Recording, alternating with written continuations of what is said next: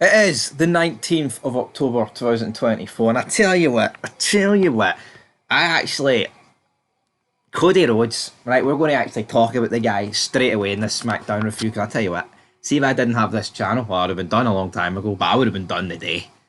That has to be one of the worst promos I've ever heard cut in the history of WWE, right?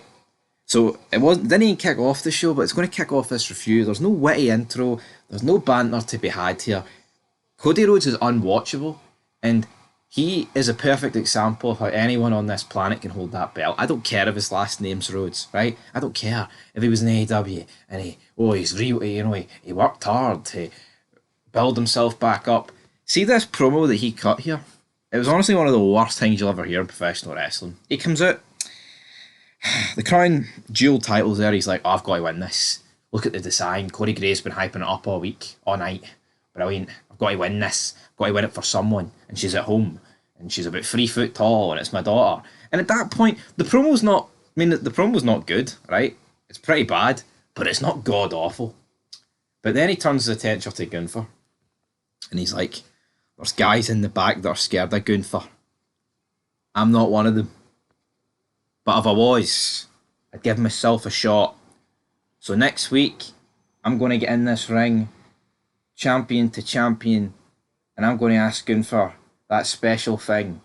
I'm going to ask him next week, Gunther, what do you want to talk about? And he drops the mic as if it's a pipe bomb. I'm done. I strip the belt of this guy. I mean, what do you want to talk about? Like, Gunther, oh aye. That is the feud going into Crown Jewel. What do you want to talk about? There's no, parking lot beatdowns. There's no invading each other's houses. It is literally these two coming out. Gunther kissed Cody's arse on Raw. Right? Then you move to SmackDown. Cody Rhodes pretty much kisses his arse. Right? Then at the end, he's like, I'm going to ask you, Gunther, what do you want to talk about? It just fucking sucks, man. Like, see, in any other period of wrestling, man, when would the champion come out and his challenger wouldn't be there, and he'd be like, see next week, I'm going to ask him, what does he want to talk about? Cody Rhodes is awful. Cody Rhodes is the worst. No, he's the worst champion in fucking history, man. People laugh about WCW 2000. No, David Arquette, Vince Russo, faking held the belt 5 times. Well, you know what? Faking, right? That great guy. He's better than Cody Rhodes. Right? He's better than Cody. Cody Rhodes is awful. Is this how far we've fallen? And you know what? The comments on Raw didn't really bother me when Gunther. We did make a fid on it, right, and talk about the topic about the worst promo ever. But you know what? This SmackDown tonight or yesterday, it had decent Bloodline stuff on it. Yeah, is the Bloodline boring? Is it outstayed its welcome? Yeah. But you know what? Roman Reigns is such a step above Cody Rhodes. You know what? Respect needs to be put on the guy's name. It does. We've buried the guy here on this channel, but you know what? Hand on heart, Roman Reigns is a million fucking times better than Cody. Cody Rhodes sucks. Cody Rhodes is a fish out of water in the main event scene holding a belt. What is the guy actually did that's good? You know what I mean? Like, you look at Mania and the build-up. It was all the Bloodline, The Rock.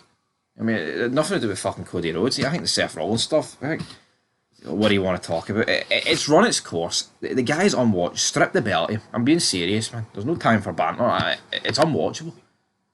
Like, how can the world champion come out and talk about his like 5-year-old daughter and then be like, I'm going to ask Gunther next week what's he want to talk about, and he drops the mic as if it's this like groundbreaking thing. Pipe bomb. It's not. I'll let you in a wee secret. It's not. I'm not going to talk about Cody Rhodes for the rest of this show, unless maybe in the summary for the review, the rating. But I'd strip the guy the belt and release him for the company, because what we doing? If you think Triple H is cooking with that promo, or Cody Rhodes, it's a mental illness. This current wrestling thing, man. People think we're in a boom period. That's not a boom period. What do you want to talk about?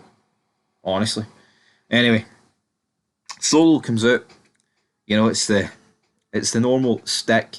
He's talking about Jimmy. He went to Raw. Jay wants no part of it. Then out comes Jey Uso. He's like, "What's up, little brother?" He's like, "Yeah, Jimmy and Roman aren't here yet, So I came out to talk to you, one-on-one, us to us, brother to brother. And he's like, just don't divide the family. If you want to end Roman's power, then you can go ahead. But don't divide the family. Solo's like, well, you know what, mate? Don't call me little brother. I'm the tribal chief. You will acknowledge me. Yeet, yeet, yeet, yeet. And then pretty much Jey Uso's like, well, you know what? I'm away. I'm away. This time, it's going to be different next time I see you. Ooh, I mean, it was an alright promo, but again, Jey Uso, what's he doing? We're hinting at Jey Uso joining. Which side of the bloodlines Jey Uso going to join? Oh, we then had DIY against the Street Profits against Pretty Deadly. Now, we actually predicted tonight that the DIY probably would have took on the Motor City Machine Guns, but obviously the different match got announced.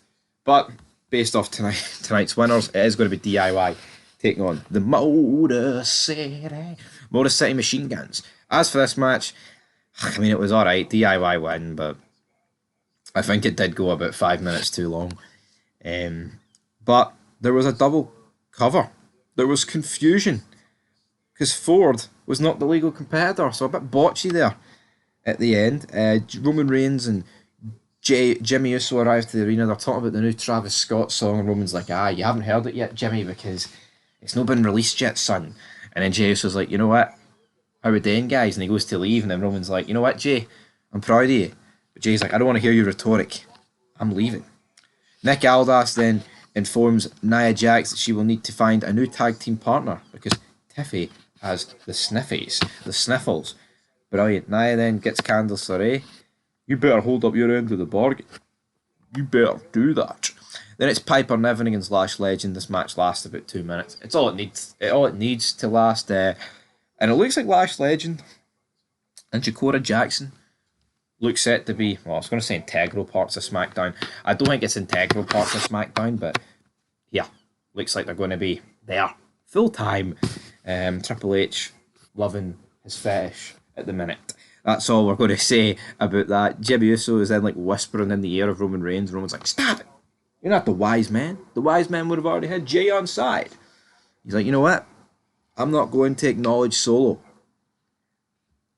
But I am going. He's going to acknowledge him, right? But we all know he's not going to acknowledge him as the tribal chief. Big difference, my friends. Cody Rhodes is up next, right? And you know what? I said I wouldn't talk about him, but I kind of actually want to talk about him again because see, it wasn't even as much like what he said was sucked, but it's how he said it. Like he was he was speaking in such a depressing tone. He was like, I wanted to take that model. By God. We did take that schedule. I took the John Cena schedule. I've bled. And hell, we actually did better than the John... Right, hold on. You did the John Cena... How many normal, matches has Cody Rhodes had on free TV since this title reign began? I mean, I've took the John Cena schedule since it... You've not took the John Cena, right? And the main eventers of yesteryear used to wrestle on every, free TV. He used to wrestle every show. Right? Every show.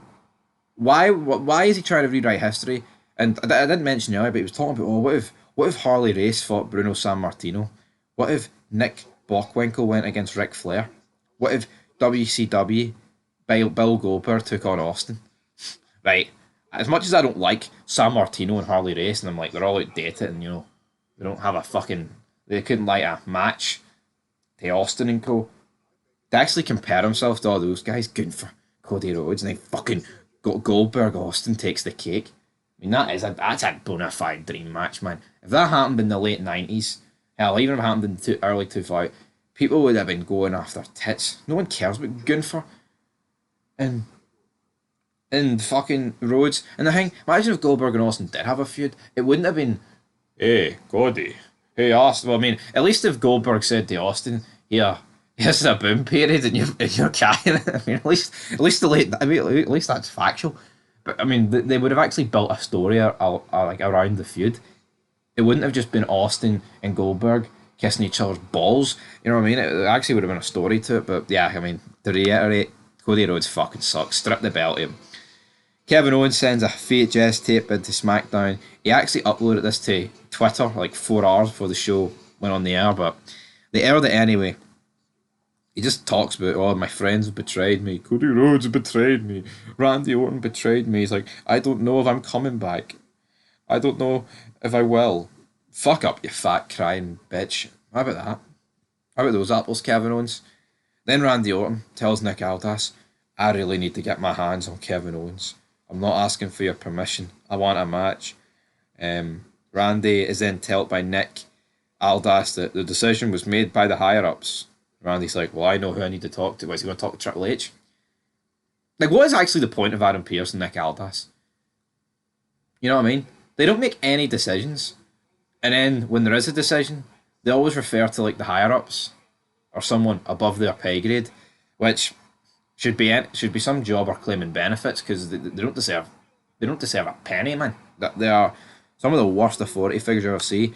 And talking about the worst, this could be one of the worst debuts I've ever seen. I mean, the match itself is fine, but the Motor City Machine Guns came out with their El Generico Death Rebel theme, and there is no pop. And this is to be expected, right? You're signing the Motor City Machine Guns in 2024, right? And not only is it about, 15, 18, whatever years out of date, you're signing them from a company that is fucking dead. Let's be honest, TNA's dead, right? You see, if TNA was still as big as it was in the the 2000s and the early 2010s, this would feel like a bigger signing.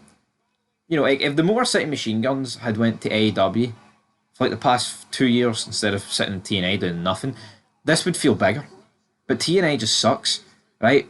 And the Motor City Machine Guns are dead. This needed to happen. A decade ago it would have been too late.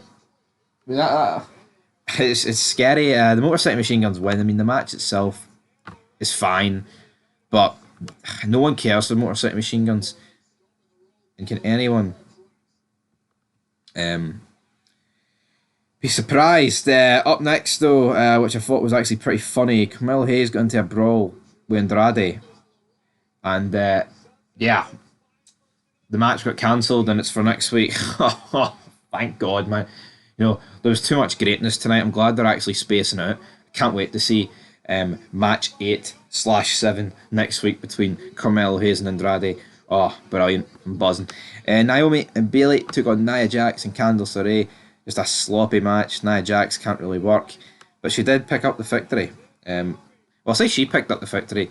It was actually Candice LeRae with the springboard moonsault to pick up the victory, which was a wee bit of a surprise, to be honest. Nick Aldis then tells Byron Saxton that next week LA Knight will be special guest referee in match 7. At least, there's a different stipulation, but I'm not going to sit here, right, and pretend that this is like the greatest thing of all time, because it's really, really not. Up next, though, Roman Reigns comes out. He's like, right, I said I'm going to acknowledge Solo, so I'm going to acknowledge him. Solo comes out. He's like, what do you have to do to end this? I'll tell you what you have to do. All you've got to do is acknowledge me. Roman's like, oh, but I made a promise to my father, who's dead. We were going to put this beef to one side and the family was going to reunite.